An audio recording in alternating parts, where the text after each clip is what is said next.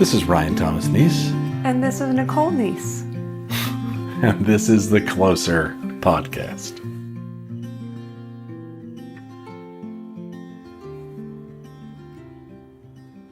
Hello, hello. Hello, hello. How are you this fine morning? Good. This fine Southern California It is a fine Southern California morning. We are sitting on our porch. Mm-hmm. We have this beautiful succulent garden that is in like an old Spanish fountain thing. So pretty. And the birds, they are a-chirping. They are a-chirping.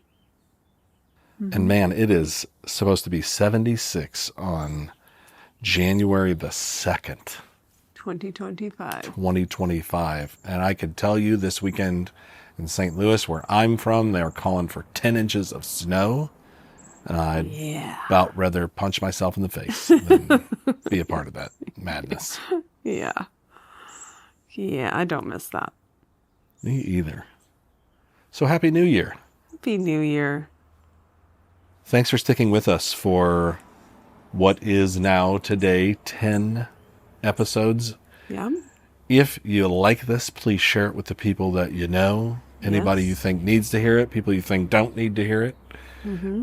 Everybody in the club getting tipsy. No. Okay. Nope. Not that song. Let's have you not do that song. Let's leave that to the original artist. What do you say? So we're looking at the new year here and thinking about how much planning goes on at this time of the year. I think appropriately so. Yeah.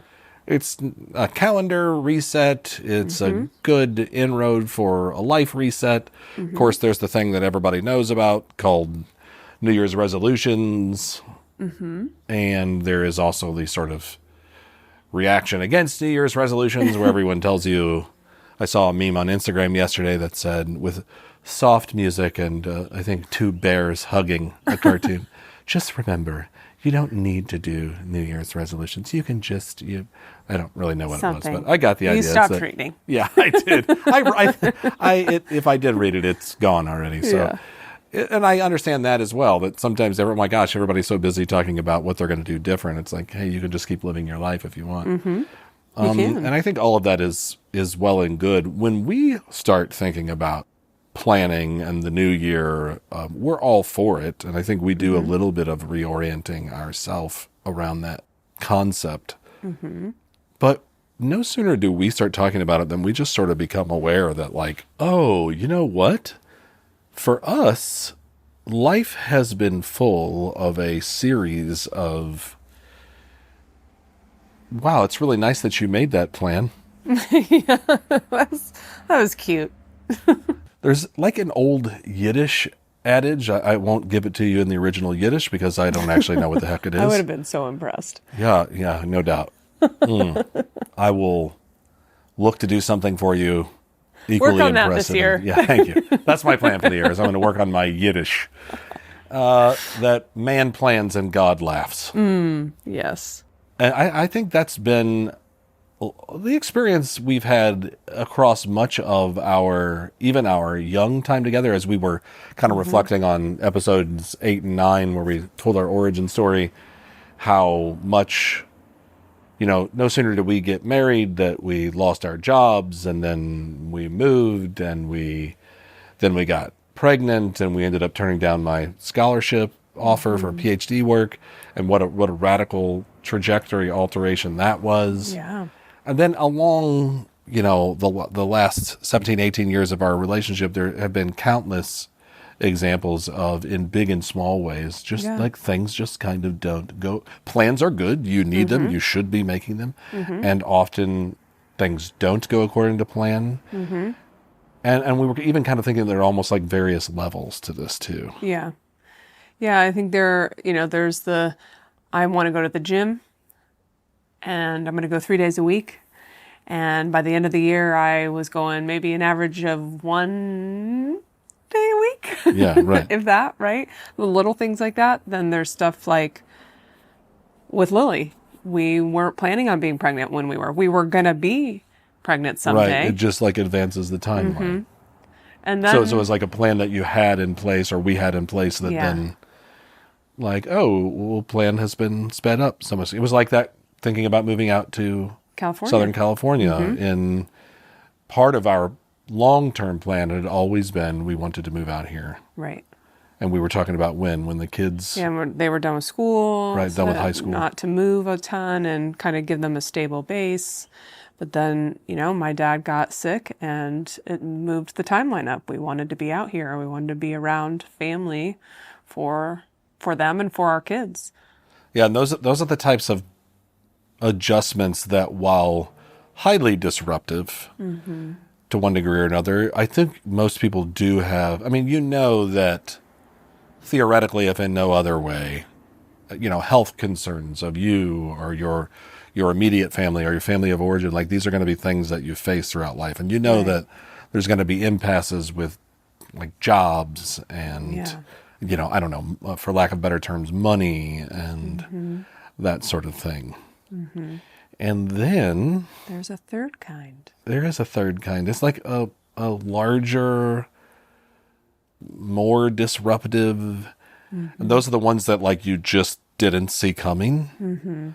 That like they're not ones that fall along the lines of, oh, I expect to kind of have difficulty in this area. Yeah. And so when it happens, you're kind of partially acclimated already. You knew this was at least a possibility. Right. I think particularly for us, the foray into midlife, roughly the last 7-8 years, I'll be 46 in March. So I would say since like 38 or so, we've had a bunch of things that we simply just like, oh, wow, I did not see that one coming. No, not even kinda. Yeah. Not even sort of. And the irony of those types of things is that they're the type that you kind of in postlude or in the middle of, you're like analyzing, like, how did this come to be? And what did I miss? And how could I have planned? And it's like, no, that's it. You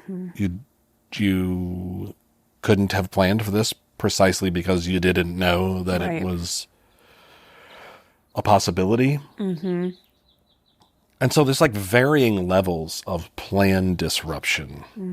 So sort of like as we round into the new year and everyone's thinking about plans or thinking about not making plans, the main thing that we start thinking of is, like whatever you plan here, that's Leave room. really nice. And we hope that's good. And in fact, for a great many of our plans, they probably will be reasonably able to be pulled off. And then some won't. And that'll be one kind of adjustment. And then sometimes a meteor falls and crashes into your house.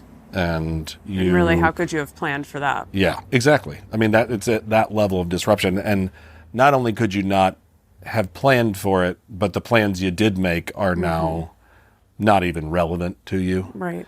And you're sort of trying to figure out what to do from there. And I think that's the thing that felt interesting to us is like, as we survey the land over the last, 17, 18 years of our relationship, married family life, and then also more recently, the last 7 or 8 years of the like presto changeo, like you thought 1 + 1 = 2.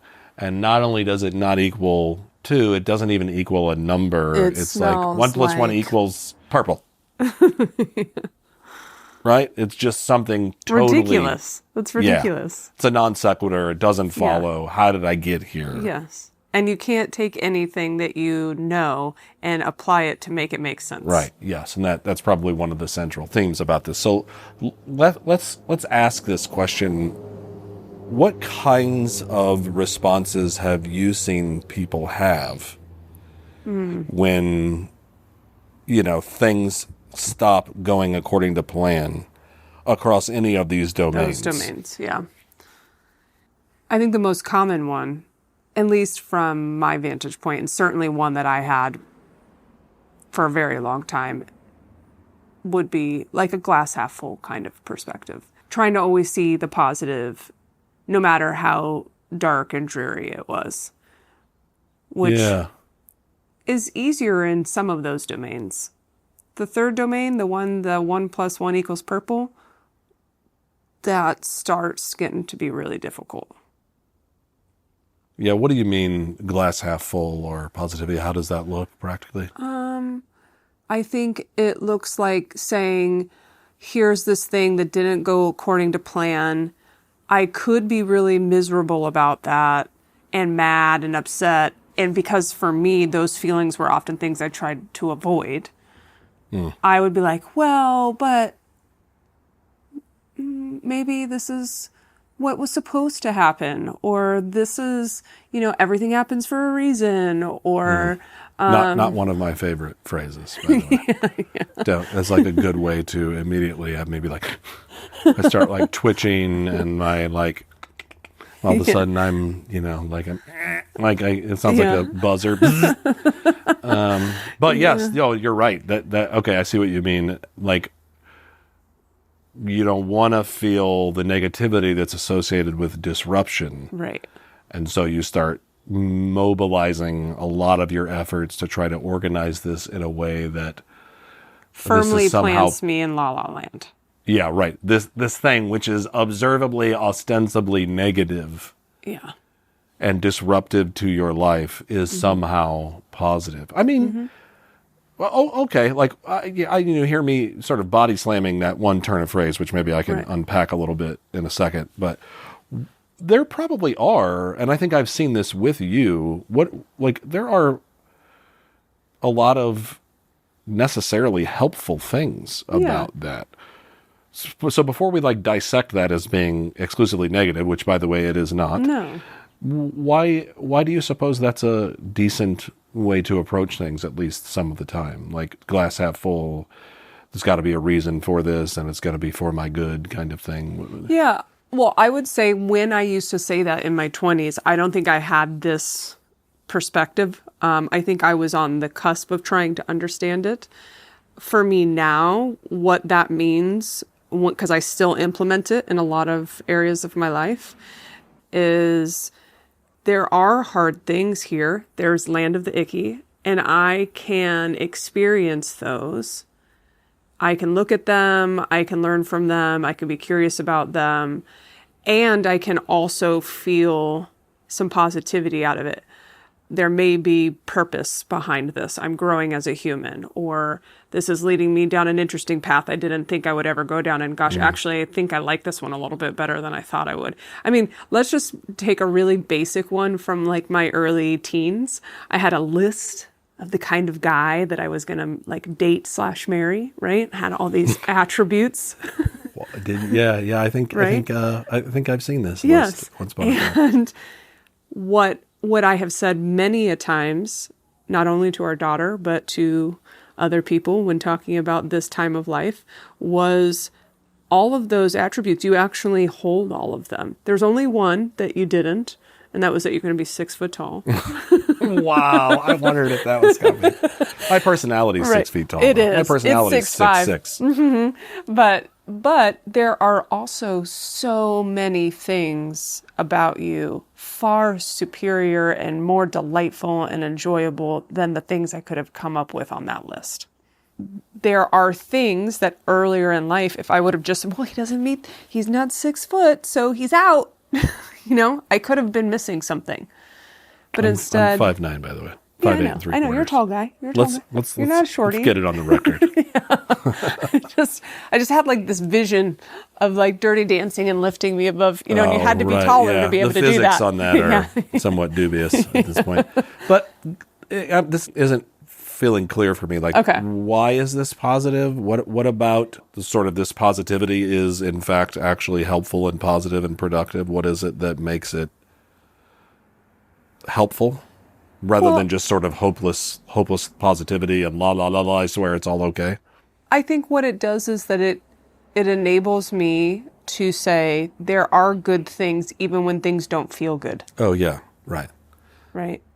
So that your initial orientation is hey, okay, this feels bad. There are things about it that are bad. But let's not sort of plunge off the deep end here. So it does sort of, at worst, when it's not working super amazingly, it potentially closes you off from the negative things Right. and sort of pretends like they're not there. But what you're saying is, I can experience the bad things and the good things, which would seemingly be mutually exclusive, in fact, are not. These two things can go together. Yeah. I think that it's sort of like when you are going through something difficult and someone says everything happens for a reason, it can feel dismissive. And maybe you even, if it was not even intended that way, it can be received that way. Because of this thing that I'm saying like, somehow it's like, it doesn't matter that it feels negative. Yes. Just know that good things are coming, sort of thing, which sort of invalidates but I feel like crap right now. But this thing is really hard, or no, I didn't plan on it going this way, and I don't know what to sort of do with my disrupted plan.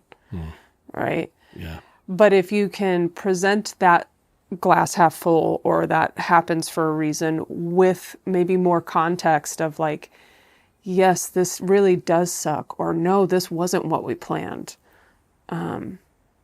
Also, there are good things that we could maybe take from this. If nothing else, we can be talking about this together, and that that brings us, knits us closer together. I don't know, it's harder to say with each individual thing, and I would change it maybe with each thing that goes on.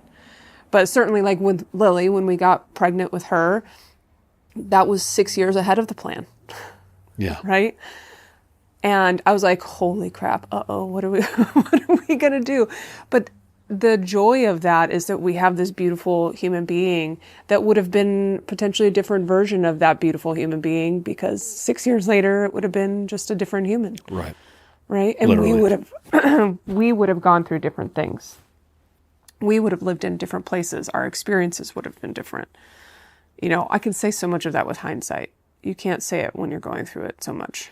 Right, which is why saying, everything happens for a reason too quickly, without a little time to pause and feel the impact, can really run the risk of feeling, as you worded it, dismissive, because it sort of doesn't allow you the benefit of that full experience. You are really scared. I do need to kind of sit and be with that side of things. I need to care for myself well.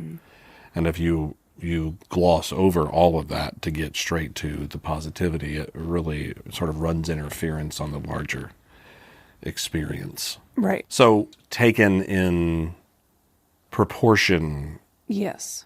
positivity as an orientation can be immensely helpful. And I think that's right. I mean, if I look at our relationship, I'm wired the other direction some of the time. Which is to say, I'm very like, no, this really does suck. Like, you don't get it. Like, take a look at what I'm saying to you. I like, it no doubt it probably won't kill us. Right. But look at what this is going to do. Oh my gosh. Right. And I really have needed you across time and space to reorient me, because I can kind of lose myself there. Like, if you lose yourself on the positive side of things, and it can lead to like a loose orientation to the reality of some of the negativity that's at hand. I can lose myself on the other end, and across most of my life have been prone to depressive streaks and kind of feeling listless and lost. And I have really needed people to go, hey, it's possible that like this could be really good for you. Yeah. And I remember a guy telling me one time, as a matter of fact, it was the last woman that I dated before you, when she broke up with me, and I was just really heartbroken, and I was not, relatively speaking, I was not a spring chicken. I was 27-ish, something like that. So I'm approaching 30, and I'm thinking, hey, I'm feeling desirous to have something last and to be really meaningful for the rest of my life, kind of thing, even though we hear how apparently conflicted I was about that when you examine, your and I's relationship. But I was just really devastated and deeply depressed and trying to find my way out. And the guy that used to help me back then said, hey, every time this comes up for you, I want you to say to yourself, man, I'm so glad this happened. This is like the best thing that's ever happened to me. And it, as we're articulating here, it did kind of feel a little dismissive. Yeah. But he was asking me to do it as a thought exercise. Right. And I remember saying, I can remember there's a couple of buildings in the area that I lived that I remember walking into these buildings, this thought is occurring to me, and I remember laughing out loud to myself some of the time, being like, well, this sounds so dumb, what I am doing right now. Like, I don't believe this at all. And yet there was something really, it sort of takes your orientation and just turns it ever so slightly to allow for the possibility that something good. Again, that's different than a sort of hopeless positivity. Yes. Which in fact is not helpful and just designed to prevent you from feeling things. Yeah, because I can appreciate what he's doing there is trying to help you with your thought orientation, right? And for one who is inclined to think more negatively about it, trying to help you think more positively. That doesn't mean that we negate the things that are happening. Yes, it doesn't mean that the thing you're going through doesn't genuinely feel negative, and from your current vantage point is negative. Yeah, and I would say that is something I had to, work on between us two. Was a lot of times you'd be like, no, hear my pain. And I'd be like, yeah, I am, but this positive thing over here. And you'd be like, no, I don't think you're really hearing it. Yeah. And I genuinely thought that I was hearing it as much as I maybe potentially could at that moment. But what I didn't realize was by hearing the things that were painful for you, that I felt pain within myself because I loved you so much and I didn't want you to be in pain, that my need to keep driving the positive was trying to stomp on your feelings. Yeah, or if not, I don't know if I experienced it as being stomped on, but certainly it short-circuited something that felt necessary for me. Like when things don't go according to plan in big or small ways, particularly in the big ones, there's a certain grief associated with that. Like if I really had my heart set on this thing in a really concrete way, and that could be something, small or large, something relational, something life ambition, and then it becomes manifestly clear that it's not going to happen, grief is appropriate. That's the right response. It's no fun. Yeah. But it's the right response. And again, there's a difference between getting lost there and not going there at all. And as it regards relationships between you and me, for example, I think what I was wanting a lot of times was exactly what you described, which was for you to suffer with me. Yeah. And I don't mean like for you to suffer with me. I mean for you to suffer too, for us to be in solidarity together. Right. And arguably the thing that makes the high end of a disappointment transition experience where something bad happened and then, as you are saying, something good comes out of it potentially. Part of what makes that experience a full-bodied experience is that we went through the whole thing. We did suffer a loss, even if it's just a loss of something potential, a loss of a dream. We did grieve that together. And then we did come out the other end and look at the new life that has sprung forth from the wound. But kind of like not acknowledging that it's a wound, that's a part that I feel really sensitive to. Yeah. Yeah.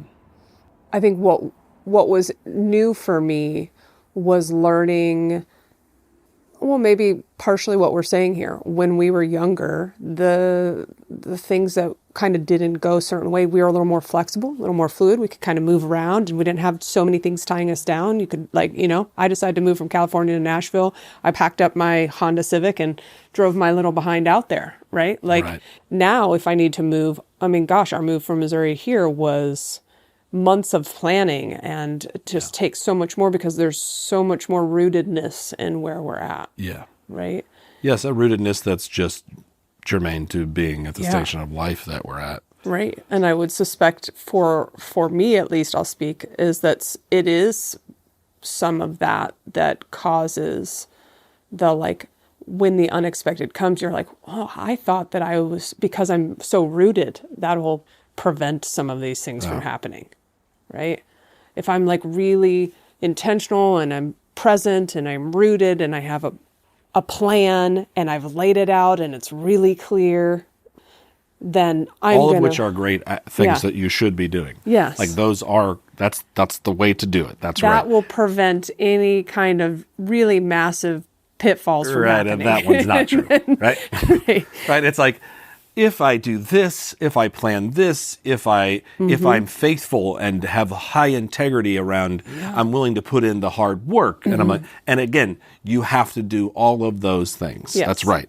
Yes. And know, well, to the degree that a thing can be prevented, a life disruption, a not going according to plan, to the degree that it can be prevented, those are the right things to do. And they're good as an exercise within themselves because they build up tremendous things within you. And if you think that equals bad stuff won't happen to me. Yeah, no, that's not true. Which I think most people do. Yeah. And I think certainly we do when we're younger, but my experience is a lot of older folks still seem to think that, even when you can kind of like look at their lives and be like, you guys are saying this and I'm looking at your life and I can see like 3 things that are eating at you right now.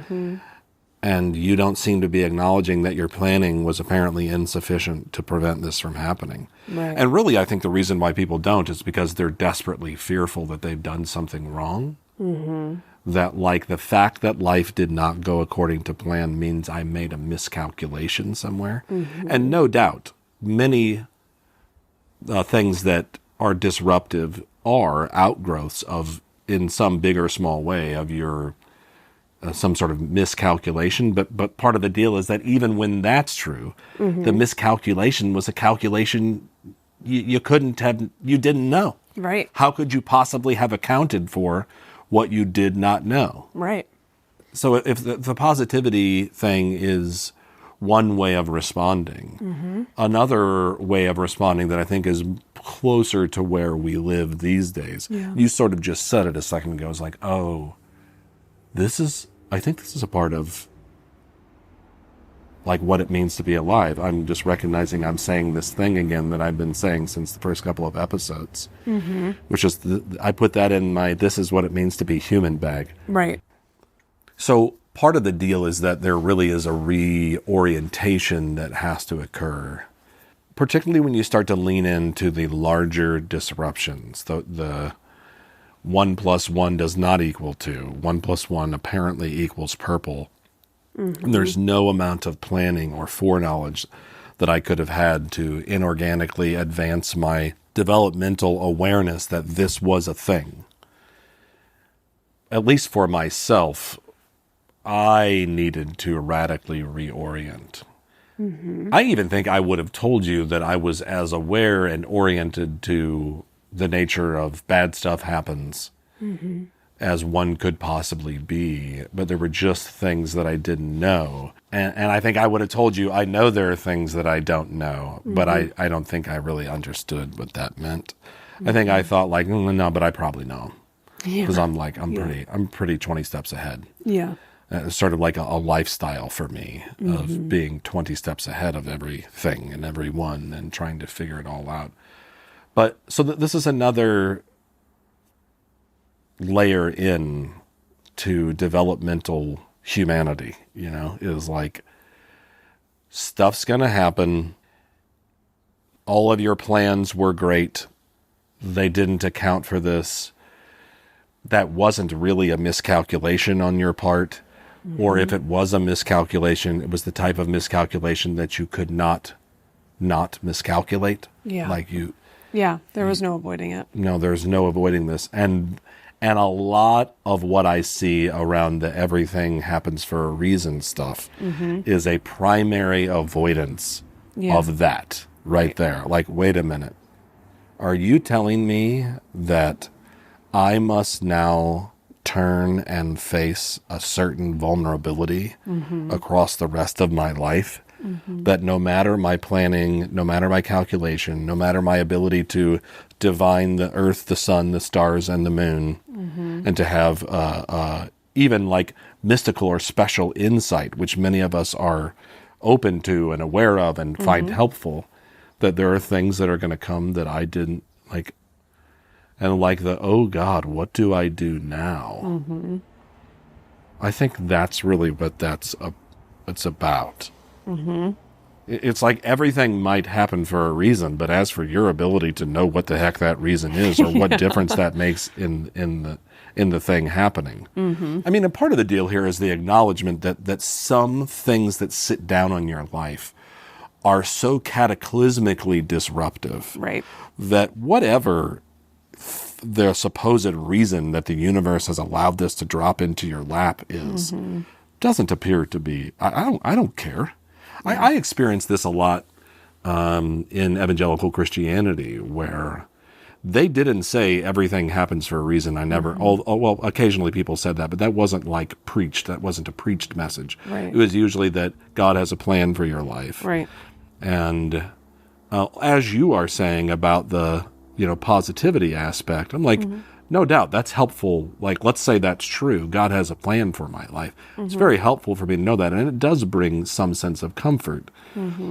Also, dude, I have had some shit go down for me that I'm like, I couldn't possibly give a rat's ass less what God's plan is. And some people, they hear you say that in those circles, and they're just like, oh, how could you? And I'm like, man, I just am so fundamentally connected to my humanity here. I don't know what that plan is. I don't give a crap at all. I'm just over here sweating bullets, trying to figure out how I'm going to make my life keep ticking. Yeah. I'm staring down the barrel of something that is terrifying to me. Yeah. And you want me to farm it out? I'm like, the same God who allowed this to get to me has got a plan? Oh boy, aren't I excited? And so something has to happen at this kind of an intersection that I believe can only go through the doorway of a full-on admission that I am vulnerable in the world. Not just that, like, I carry myself with a certain vulnerability, which you might find compelling or not. Right. But that, like, no, literally, the Latin root of that term vulnerable, vulna, means to wound. Like, I am going to be wounded in life in spite of my best plans. Something about that for me, when I really squared up to it, and it did not happen until 37, 38. It's like, there is stuff coming in your life. It's not about your family of origin. It's not about the stuff you grew up. It's not about your childhood wounds. I mean, it may touch them, but it isn't principally about them. Right. Something is going to plop down in your life. And I don't know if we've talked about this yet before, but the way I tend to think of it is statistical probabilities in your life are going to start to play themselves out. I think we have talked about this. You hadn't had a problem with your kids yet? Here it comes. Yep. You hadn't had a problem in your relationships yet? Here it comes. You hadn't had a problem with your health yet? Here it comes. FedEx, here it comes. You hadn't had FedEx yet? Here it comes. How's it going, man? You just leave it stuff right there. It's great. Thank you. You too. Thank you. But the idea of that, like, there is no amount of planning. Even if you think you know, you don't know. And there's no way to have a new orientation about these things until you go through it, right? Until it's happened to you and then you've gone through it. The more you fight the thing and the opportunity to go through it and learn it, the more it just persists and continues. And you either get stuck on the path that you're on, and maybe that's okay for you. Yeah, it just keeps bringing it around to you again and again. And it's here's another. Oh, here it is again. Here it is again. Here's again. Yeah. No, you don't want to look at it? Yeah. Okay, here it is again. Inevitably, it's somewhere in there, even if the really big thing that lands in your lap is not that thing that's come around 18 times, that thing that's come around 18 times will play a part in the thing that lands in your lap in terms of you being able to get through it. It's the skill set there that you're working on. Yeah, so what you're saying is, I like this so much. This is so spot on. I'm kind of saying we reach this point where we recognize that to continue living life from this point, life has now not gone according to plan to the degree that a sort of reorientation is going to be required. Right. And the reorientation is somehow about recognizing that no amount of planning, no amount of forethought, no amount of good insight, no amount of coaching, help, etc., is going to insulate me from the difficult things that are going to come my way. And there's a certain vulnerability associated with that. Right. And in avoiding that, things are going to present themselves over and over and over again, particularly around that lesson. You're just going to it's going to keep telling you, hey, I think you're vulnerable. Hey, you're vulnerable. Hey, you're vulnerable. And even when that isn't the thing being directly presented, it's some other less global, different, smaller other thing. Right. That thing will be touched by your inability or unwillingness to see this larger lesson we're pointing to. Yes. Yeah, wow. It feels clear to me when you lay it out like that. Like, how do they not touch each other? How could they not? Yeah, sort of like you kind of won't admit your vulnerability in the world. And even though this thing does not appear to be about that, it is touched by that because you will respond as though you're not in touch with your vulnerability in the world. Yes. Gosh, that's tough. Yeah. And I think a lot of people that we see at midlife who are really struggling in this way, there is this kind of traffic jam of developmental stuff that just kind of hasn't been reconciled. It's sort of like the folks that I know that are doing well in their 40s and 50s, maybe late 30s, they're not really dealing with their parents so much anymore and wounds from childhood and family of origin. They seem to have squared up to the fact that life hands you stuff that not only is it disruptive, it is stuff that is disruptive in a way that you could not have planned for. And they're now trying to learn to hold what it means to exist in a world where you find that you're kind of vulnerable no matter where you go. And like, how do I still be open to the world and at the same time carry my vulnerability well and care for myself well? And the folks who aren't doing that, there's like a pile up of all those issues. So what do you do practically? Yes. Yes. Yes. Right. That is the correct question. This happens in therapy a lot. Like, we'll be talking. Have you had this happen where you're talking around something that is it's not exactly pie in the sky, but it is a high level meta sort of perspective, and people want this so bad they want you to give it to them. Yeah. And I feel it. I want it just as bad, and I do with the people that I ask in my life. But you're saying, like, what does it look like practically? Yeah. That I am now reckoning with a new orientation in the world that suggests this vulnerability. Yeah. And my answer is yes, that is the correct question. Yeah. Like, what I think it is, if you can make it practical, is that you carry that question with you. Right. Day to day. Like, okay, today, in the things that I go through from the rest of the day between now and the time that I go to sleep, what does it look like to sort of be in full acknowledgement of my vulnerability? Like, if it was true that I'm vulnerable, what would I do today to care for myself and others well?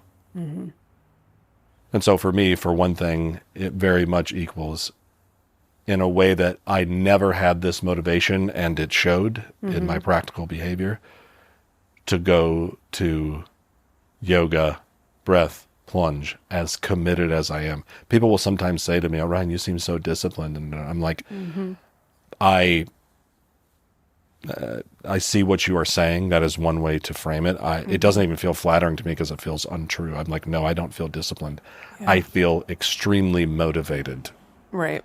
Because I'm vulnerable. And I am trying to help my nervous system accept that.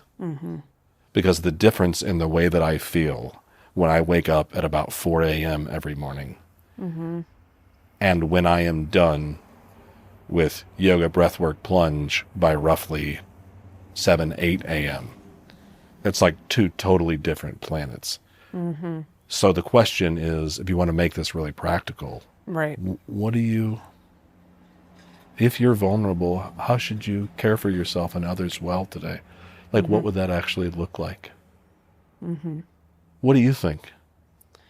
What do I think? Like, what does the orientation look like practically? Do you have a something beyond yes? Yeah, mine's always, Yeah, right. yeah, that, yeah. It's similar, but I think before I can even get there, because sometimes even that execution is difficult depending on the thing that's landed in my lap. So sometimes it's practicing just the presence of like the immediate moment. That sometimes is all I can offer myself is just right now. Okay, and now just right now. And just like right now. And yeah, and your brain says, yeah, but and it's like, and just right now. And just right now. Right. Yeah. And finding ways for me to stay in my body and present. They are what you're saying. They're going to yoga. They're doing plunge, that's breath work, all of those, moving my body and dance or whatever the thing may be. But sometimes just getting there is so hard, practically, like depending on the really difficult thing that's been handed to me. So the very first step is just right now. Just right now. Yeah. And as many times a day as you have to do that. Yeah, no, I think it is as many times, and sometimes that looks like letting myself off the hook for the other things that I'm quote unquote supposed to be doing. Yeah. Sometimes I need to be able to be just right now, wherever that is. That could be in my bed. That could be on my couch. That could be in my car. I mean, it's so many different things. But giving myself permission that just right now doesn't have to bring in all the to-dos. Right? So if we go back to the New Year's resolution, the idea of like things that I have planned for myself, things that may or may not go according to that plan. If I can give myself permission to be just right now, the things that didn't go according to plan, there's more room for them. So then it lends itself for me to do whatever the next practical step is, if that makes sense. Because I'm just right now, and right now doesn't have a plan. It's just right now. I'm kind of talking about like, I've got to go do the things. And you're saying, no, you don't? I'm saying, no, those are things sometimes that if you can get there, depending on the thing that's been handed to your lap, sometimes those are the things you go do because they're accessible and you get to them. Sometimes the thing that lands in your lap is so big that even getting to those right away feel hard. And then you start putting this additional pressure on yourself. Well, I have to go plunge. I have to go yoga. I have to go do breath work because it's the thing that whatever. And sometimes for me, I need to give myself permission to say, no, just be right here, right now. And if we can get there, great. And if we can't, we'll try again later. It's both and. Because sometimes you can't. You just can't. Yeah, and I think what's interesting is sometimes the things that get in the way are less about me and more about others. It's that it doubles back on itself twice. It's, okay, I need to go to the gym to take care of myself, but I need to be present right now because I can't get to the gym unless I'm present. Right. And I can't be present because I have all these things. It's less about going to the gym or going to yoga. It's more about I need to care for this person. I need to care for this person. I need to make sure, and I have to be this type of mom, and I have to be this type of spouse, and I have to be, and it's like, whoa. Like if you don't take care of you, right, no one else, least of all you, no one else wins. Yeah. And it is not even possible. Right. You're making me think of some times in the last even 6 months where an unexpected thing happened of the type that we were talking about, pretty stinking disruptive. Yep. To the degree that like I was in pretty full-on panic mode. Yeah. And I'm not a person, I am prone to a great many things. Panic?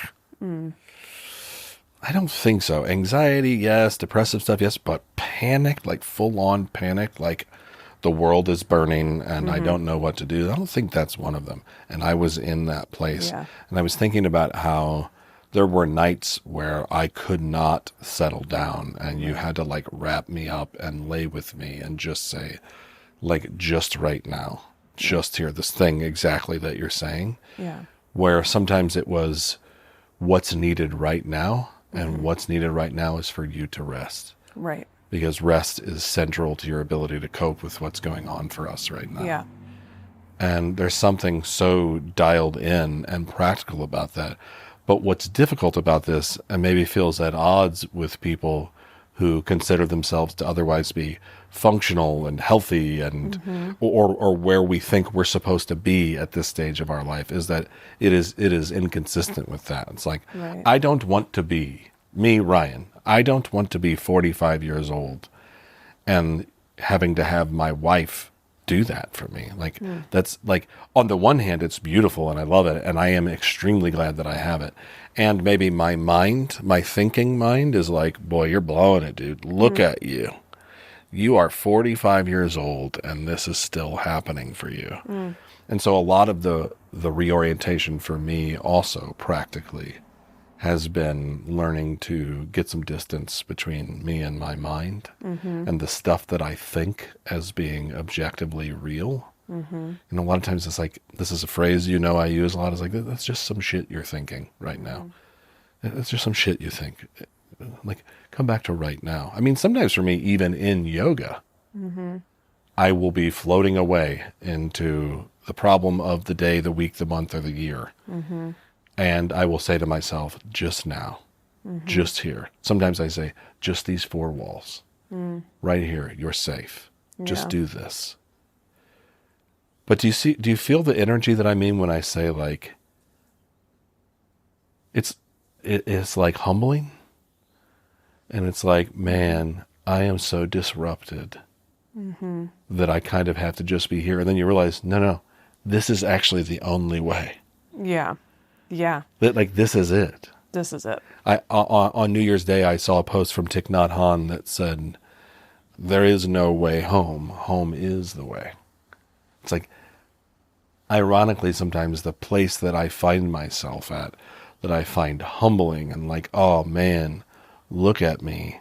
And I'm 45 and I really have to just be oriented to the present moment. And then I hear myself say it and I'm like, Ryan, this is the way. This is the way to the life that you've always wanted, is to be radically present here and now. So maybe that's the thing we could say that's the most practical of all, even though it still maybe lacks that, like, but what are my 6 instructions quality, is it's just today. Just today. Just the rest of today. And if that's too much, then just like the next couple of hours. And if that's too much, then like just the next 60 seconds. I don't know if I knew that radical simplicity was sort of like a way of life that is the answer to what I do now. Like, or that is the answer to how to make this practical. It's like, focus on now. But wouldn't you say you know that now because you went through the really hard things? Like, because the things that landed in your lap, it caused you to have a new orientation, and the new orientation led you to this thing that is more fruitful and more successful and like more life-giving through the ebbs and flows of all of it. I did have to go through it to get here. We did. Yeah. It just somehow feels like reaching this point is sort of like rediscovering something that was always there. And like we wanted to be more complex than that or something. Yeah. Yeah, I think that's a good way of saying it. It circles back to itself. Yeah. it comes full circle. Nighttime sky, I'm by your side.